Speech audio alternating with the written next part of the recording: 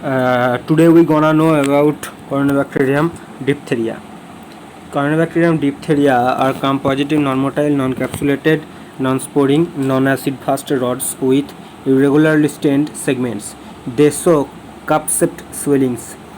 The important number of the genus is Corynebacterium diphtheria, which is causative agent of diphtheria. Granules present in the cell are composed of polymetaphosphate, and these stains bluish purple bilobular methylene blue stain. Hence, these are called hematochromatin granules. The bacilli resemble the letters V and A like structure. Coplar serum slope and telluride blood agar are the media usually used for the cultivation of Corynebacterium diphtheria.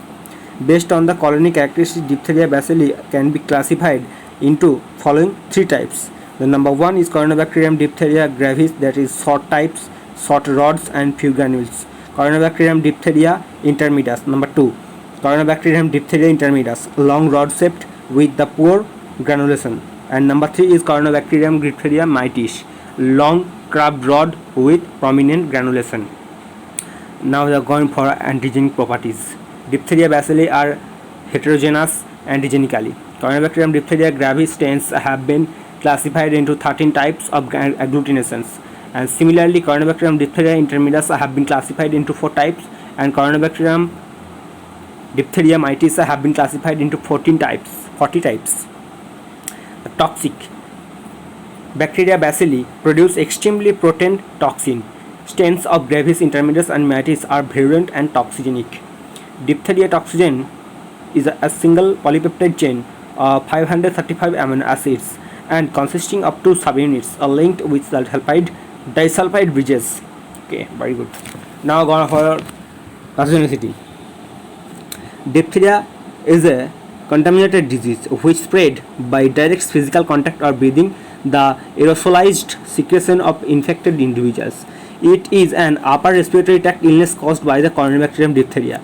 It is characterized by fever, sore throat and an adherent membrane that is called pseudomembrane on the tonsil, pharynx and some things on the nasal cavity.